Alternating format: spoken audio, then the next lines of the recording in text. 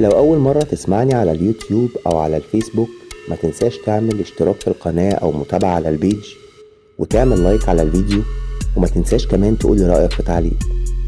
أنا أحمد صقر، ودي قناة إنس وجن.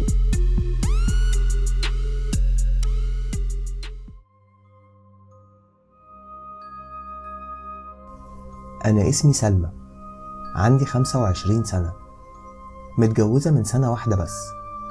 بتبدأ قصتي لما صاحبتي عزمتني أزورها وأقعد معاها، ويا ريتني ما روحت. اتصلت بيا في يوم وقالت لي أنا مستنياكي علشان تيجي تزوريني. وإحنا في الطريق ما كناش عارفين مكان البيت بالظبط، فبدأنا نسأل عن عنوان البيت. كل لما نسأل حد يبصلنا باستغراب ويسيبنا ويمشي، لحد ما سألنا واحد كبير في السن، بصلنا أنا وجوزي كده باستغراب وقال لنا انتوا ايه اللي انتوا عاوزينه من بيت زي ده؟ رد أحمد قال له ليه يا حاج، هو البيت ده فيه ايه؟ احنا كل لما نسأل حد يبصلنا ويسيبنا ويمشي. رد الراجل الكبير قال له يا ابني البيت ده ملعون. كان في واحد من 20 سنة ساكن في البيت ده، كان كل فترة يتجوز واحدة، وأول ما مراته ما تحمل ما يعديش على حملها 3 شهور ومراته تموت. الراجل بدأ يتجنن، بدأ يمشي في الشوارع يكلم نفسه، لحد ما قابله راجل البلد كلها كانت عارفة انه مخاوي. عارف يعني ايه مخاوي يا ابني؟ ربنا يحفظك ويحفظنا. قعد معاه، احنا ما نعرفش قال له ايه او ايه اللي دار ما بينهم بالظبط، بس اللي نعرفه اننا لقينا الراجل صاحب البيت ده اختفى من البلد كلها، وبقينا نسمع صوت صراخ جاي من البيت. الناس خافت انها تخبط عليه او حتى تقرب من البيت ده. وبعد شهرين في بنت من البلد اتخطفت، وما نعرفش البنت دي راحت فين، وما كانش ليها اي اثر.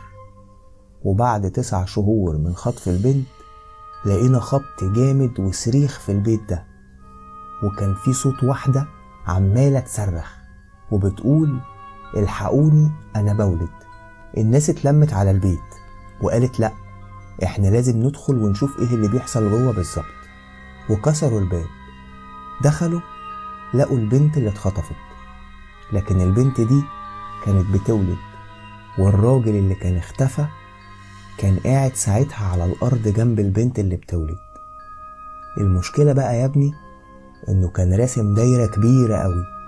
الدايرة دي كان فيها نجمة خماسية، وعلى كل راس نجمة شمعة، وفي نص النجمة دي مسمار كبير قوي متثبت في الارض، وعمال يقول انا بشكرك انك اديتني الواد اللي كان نفسي فيه. الناس ساعتها جريوا عليه، مسكوه وقالوا له انت ايه اللي انت بتعمله ده؟ ما كانش راضي يتكلم مع حد، لحد ما كتفوه في جدار من جدران البيت جنب الرسمة بالظبط. وبعدها بدأ يتكلم، قال لهم انا لابسني شيطان، والولد اللي هيتولد ده مش ابني، ده ابن الشيطان، وانا هفضل في البيت، روحي هتفضل في البيت. وبصلهم كلهم، وبدأت يا ابني النار تولع في الراجل، يصرخ وكل اللي بيقوله انا هفضل موجود وروحي هتفضل في البيت. ومات. البنت ساعتها كانت ولدت، بس ولدت حاجة غريبة قوي. الطفل اللي ولدته وشه كان كله شعر اسود طويل، وشعر راسه وحواجبه كان لونهم ابيض. الناس لما شافت المنظر ده جريوا بسرعة على شيخ البلد. الشيخ ده كان اسمه الشيخ عبود، كان بيفهم قوي في الحاجات دي. المهم يا ابني الراجل اول لما شاف الولد اتخض، وقال الولد ده مش بني ادم. شاف الرسمة والشموع اللي كانت على الارض، راح خالع المسمار ونيم الولد في نص الدايرة، ودق المسمار في قلب الولد.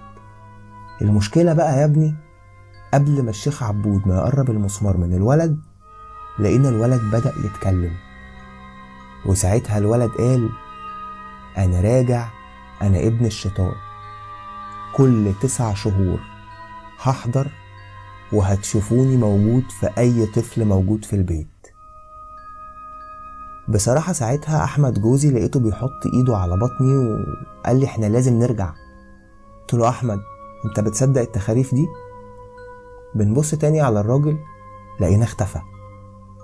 قال لي الله، مش الراجل كان بيحكي دلوقتي؟ قلت له اه. تلاقيه مشي يا احمد عادي ما فيهاش حاجه. يلا بينا يلا بينا علشان ما نتاخرش على صاحبتي. قال لي لا، انا بدات اقلق. قلت له يا احمد بطل هبل، فكك، انت هتصدق التخاريف دي؟ يلا بس سوق انت يلا علشان نوصل.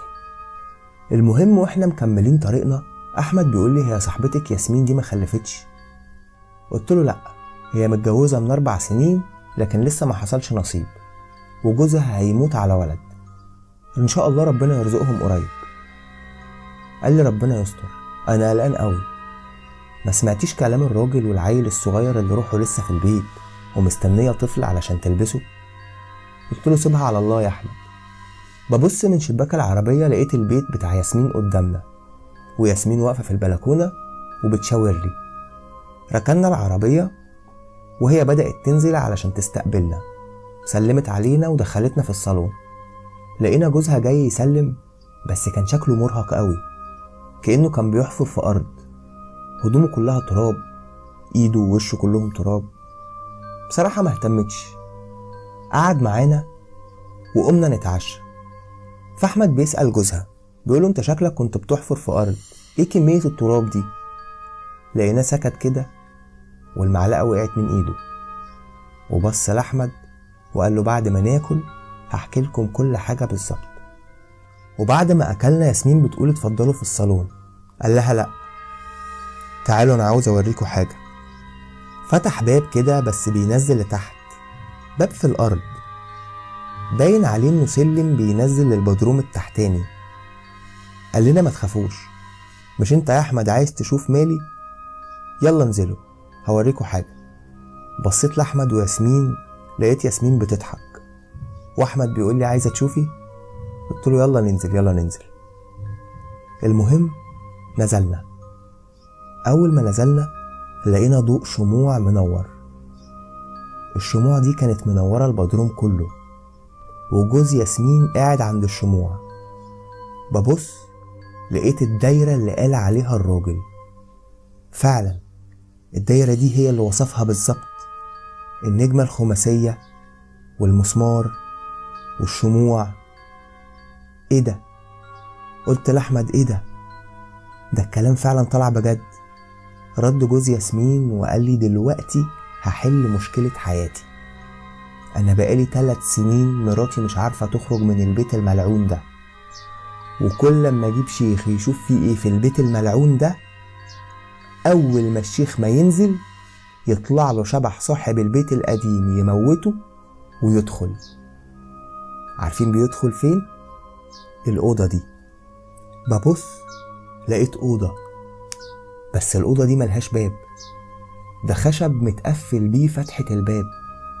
لقيت أحمد بيشدني علشان أطلع من البدروم، بس للأسف لا لقينا السلم اللي نزلنا عليه ولا الباب اللي نزلنا منه. أحمد ساعتها حضني قوي، ووقفنا نبصله ونشوف ايه اللي هيحصل. رد علينا وقال أنا لازم أضحي بيكم علشان أنقذ مراتي من روح الراجل ده.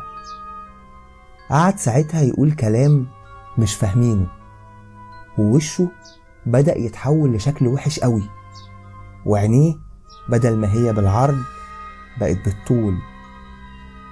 يرجع لطبيعته تاني شوية وشوية يتحول، وفجأة شد المسمار من الأرض.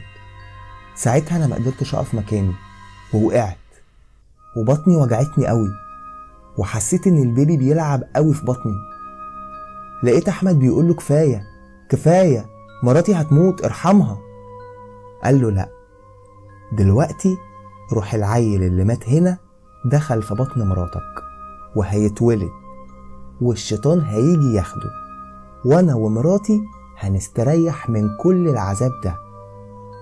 ساعتها لقينا الباب اللي كان مقفول بالخشب اتفتح، وطلع منه حاجة شكلها يرعب، حاجة كده زي الكلب، رقبته طويلة زي رقبة الجمل، وجسمه كان كله شعر اسود. ايديه كانت عادية، بس صوابع ايديه كانت طويلة قوي، طويلة لدرجة انها واصلة لحد رجليه.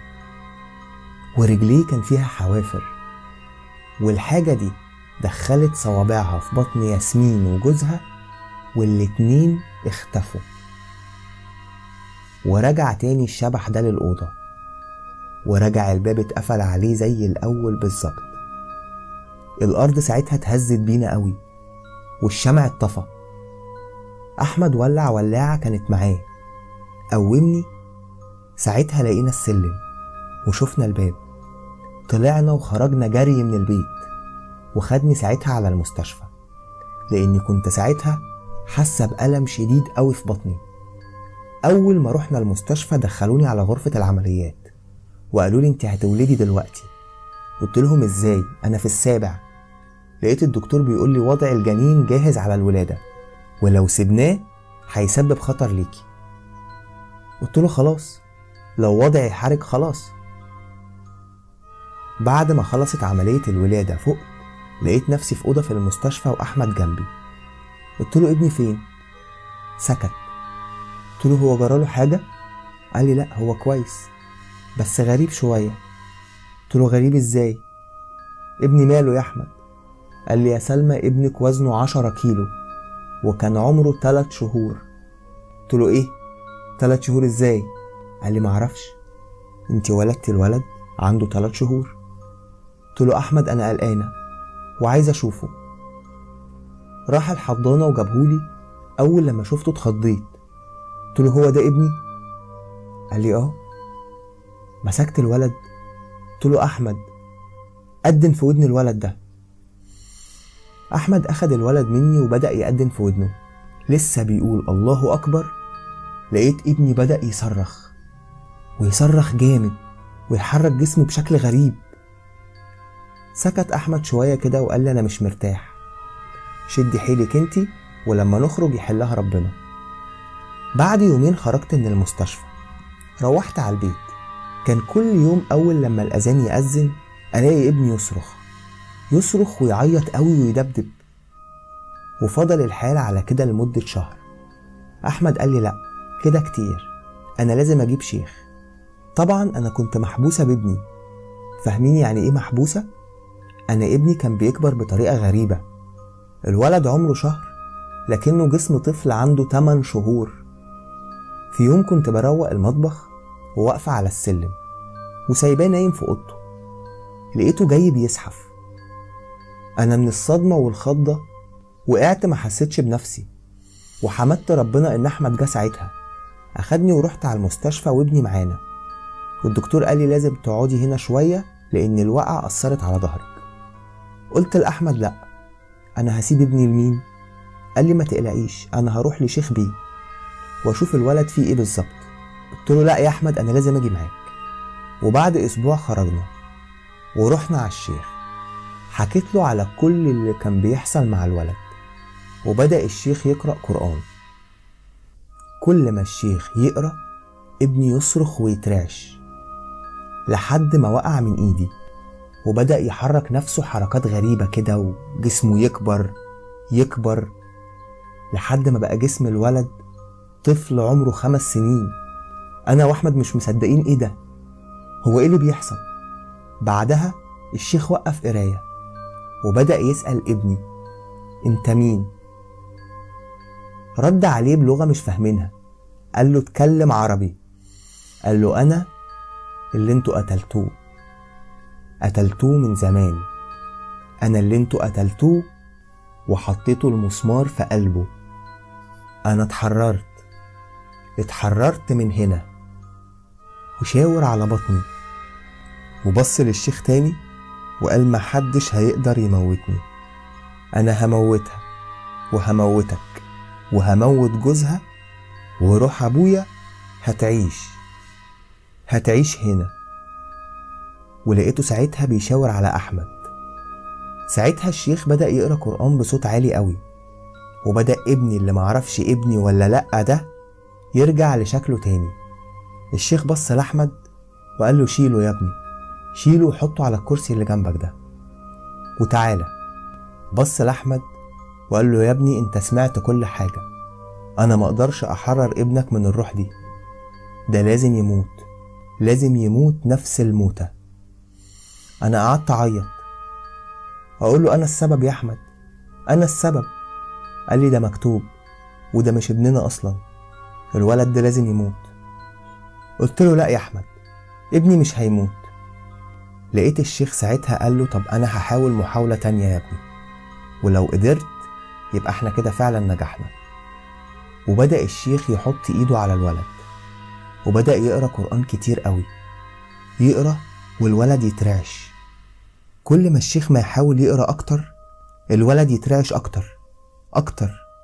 وفجأة النور ساعتها اتقطع، وبدأنا نسمع أصوات غريبة، تحذيرات تقول أنا راجع، أنا مش هسيبكم، أنا عارفكم واحد واحد. وبدأت أشوف إشارات على الحيطان بالنار، إشارات زي النجوم الخماسية أو كف الإيد، أرقام، كتابات كده بس مش مفهومة. ولقيت ابني ساعتها صرخ بصوت عالي قوي، وبعدها بدأ يعيط. بس ايه ده؟ النور جه وابني بيعيط عادي. لقيت الشيخ بيقول الحمد لله، خدي ابنك يا بنتي، ابنك بقى سليم ومفهوش اي حاجة، بس لازم تحافظوا على القرآن، ولازم الولد ده تخلوا بالكم منه كويس قوي. انا ما كنتش مصدقة نفسي من الفرحة، انا ابني بقى سليم، ابني مفهوش حاجة، الحمد لله يا رب. اخدت الولد وركبت العربية انا واحمد، ومش مصدقة نفسي من كتر الفرحة.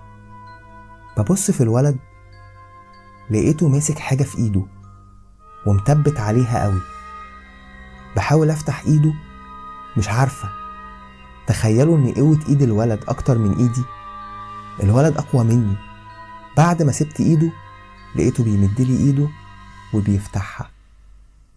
ببص لقيتها ورقة، بفتح الورقة لقيتها مكتوبة بالدم، ومكتوب عليها أنا راجع تاني.